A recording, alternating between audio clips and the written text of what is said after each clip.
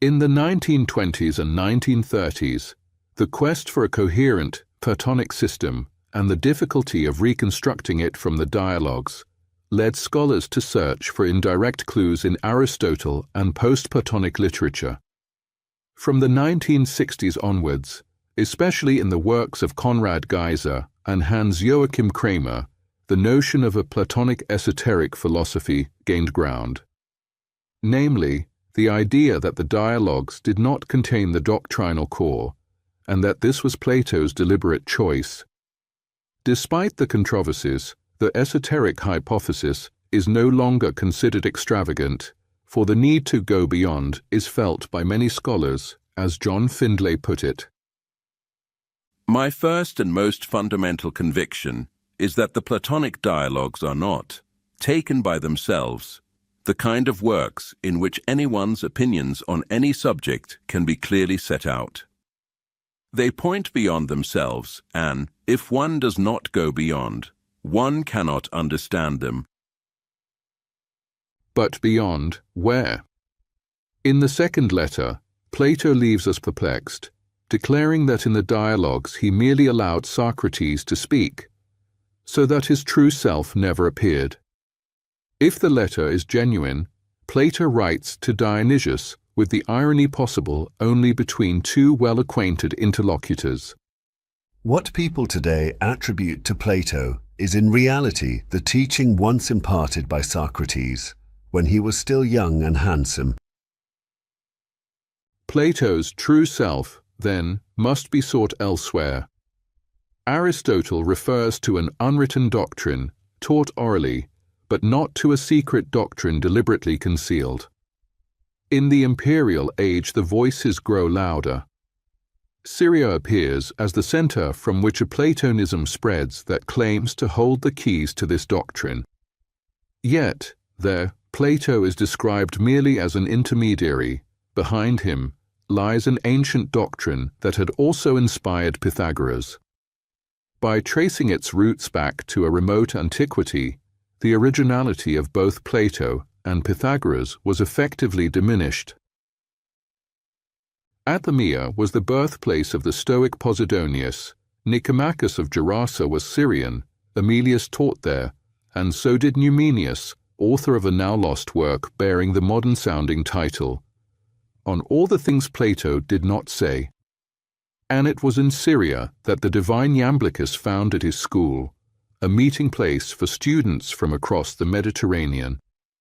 In line with this perspective, the mid-2nd century author of the Didascalicos, a handbook of Platonism, declares that Plato communicated his doctrine only to a select few.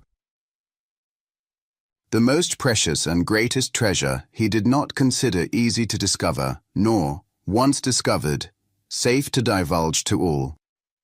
Certainly, he disclosed his ideas on the good only to a very small and carefully chosen circle of companions. For these Middle Eastern philosophers, then, there was no public Plato alongside a secret one. There was only the latter, and to grasp him required a key. In the opening book of the Platonic theology, Proclus, echoing his master Syrianus, affirms that Plato's philosophy was reserved for a few elect.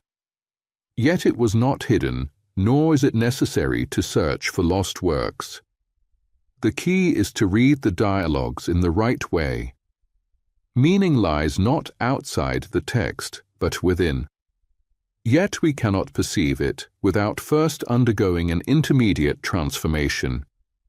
In short, the deciphering key is the reader's own evolution.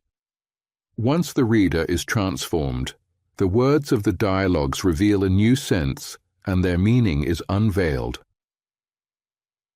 To some, the dialogues have seemed like notes for the inner members of a circle. Nietzsche inclined to this interpretation when, reflecting on the Phaedrus, he wrote, For Plato, writing in general has no didactic or educational purpose, but only serves as a reminder for those already educated and possessing knowledge. The dialogues are mnemonic tools for members of the Academy Much debate has surrounded the notorious Seventh Letter, where Plato declared that no public writing of his true doctrine would ever exist. The conclusion reached by the Tübingen school is this: what was most precious to him was transmitted orally to a restricted circle. Philologists object that, in the absence of documentary evidence, one may assert anything and its opposite, and that anyone claiming to reconstruct an unwritten doctrine is in fact proposing his own. This may well be true. Yet it is Plato himself who repeatedly casts bait in the dialogues. As Ferrari notes, Plato often employs the ideas, but rarely makes them the object of explicit discussion. Yet the way in which the ideas are invoked suggests that a theory, that is, a consistent set of assumptions, is somehow presupposed. the dialogues, it is said, are heterogeneous, fragmentary, riddled with ambiguities and obscurities. Some break off without conclusion, or conclude in ways that leave more doubts than certainties. At times, the following dialogue contradicts or questions the outcome of the previous one, assuming, of course, that the sequence in which we read them is the correct one, which remains a matter of debate. Irony, too, plays no small part. Yet from the modern standpoint, filtered through the tribulations of translation, it is hard to detect, for to perceive the sense of the contrary, one must first know what is serious, straight, and normal. Irony appeals to a world of values subtly shared by the intended recipient, so that Plato's words might mock what they appear to affirm when taken literally. Thus every dialogue compels us to follow our own personal red thread. As Eugene Tigerstedt remarks, with every reading we are compelled to choose, to decide how to interpret what we are reading. most dialogues, except perhaps the Parmenides and the Timaeus, operate at a communicative level accessible to readers unversed in extreme metaphysics. Yet, Plato's logic demanded an evolutionary leap. That geometrical thinking, required by the Academy, presupposed a particular forma mentis. The mature Plato's Pythagoreanism was not suited to all minds, at least not immediately, nor in unmediated form. Hence the need to select one's audience and to grade the teaching so as not to speak to empty chairs or incur ridicule, as Aristoxenus reports concerning Plato's infamous and disastrous public lecture on the good.